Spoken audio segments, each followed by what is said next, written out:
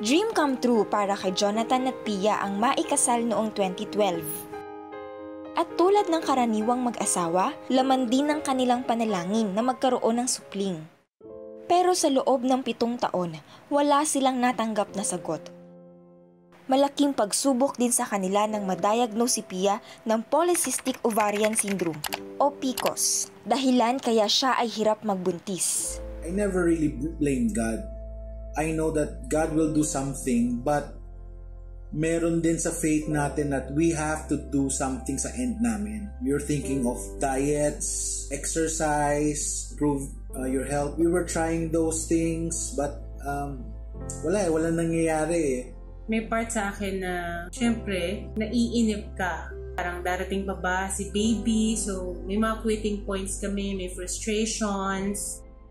Sa kabila nito, hindi sila bumitaw sa pangako ng Diyos. 2013 yun, prayer and fasting, and hood lang ako in front of the Lord, and then I cried, Lord, I want to have a child. Nagulat ako, very, very clear, audible voice, and sabi ng Lord, Pia, you will have a son, and you will name him Isaiah. Happy ako at that time, kasi alam ko, He's gonna do it. At sa kalagitnaan ng COVID-19 pandemic, nagulangtang ang kanilang tahimik na buhay matapos makaramdam ng matinding sakit si Pia. Last May 6, nakaramdam ako ng pain. Parang severe dysmenorrhea. At the same time, nagsusuka ako. Feeling ko may acid reflux naman. Nagsabi na talaga siya sa akin, hindi niya na kaya. Nagpa-consult kami online sa mga kilala naming doktor. Mayroong isa kaming nakausap, binigyan niya kami ng prescription. Yung gabi ng May 7, nag-take na ako ng mga medicine. Wala namang nangyayari. Tapos yung isa kong friend, sabi niya sa akin, Pia, baka buntis ka. May 8, yun, nag-decide na ako sa kasi nga, I'll try. Mag-pregnancy test ako. Na-shock ako, parang, pregnant nga talaga ako. So, just to make sure, sinabi ko sa kanya na, sige nga, kuha ka pa ng isa pang test. So, 2 beses ako nag-take, and positive pa rin. Sobrang saya namin that morning.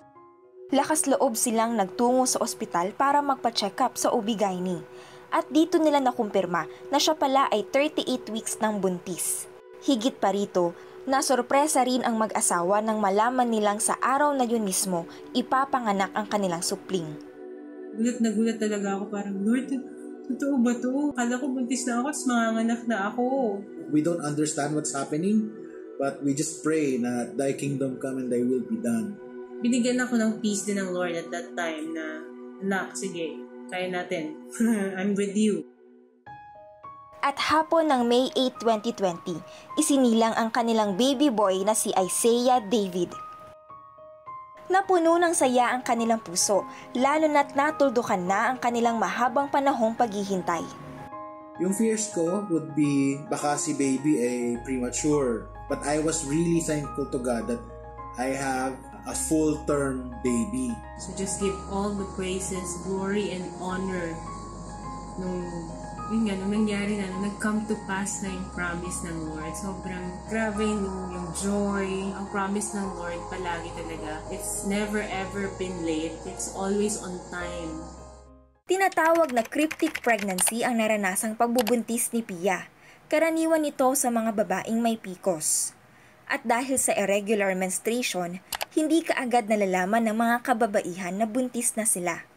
Parang normal lang ako kasi nga big girl. Hindi halata na pregnant. Meron siya nararamdaman, though she never thought na pregnant siya.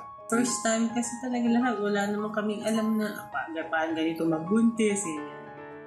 Kakaiba man ang kanilang naging journey to parenthood, pero para kay Jonathan at Pia, one of the best feelings in the world ang maging instant parents kay Isaiah.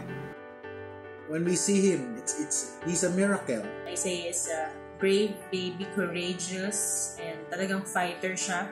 We will be enjoying our time with Isaiah David every day. Ang pagdating ng kanilang miracle baby ay patunay lamang daw ng katapatan ng Diyos sa kanilang pamilya. God gives you something better, way beyond kung anong ine-expect mo. You'll just be amazed on how God will answer your prayers. As long as yung heart mo is ready to let God come in your life and just let Him work inside your life. And doon mangyayari yung miracle.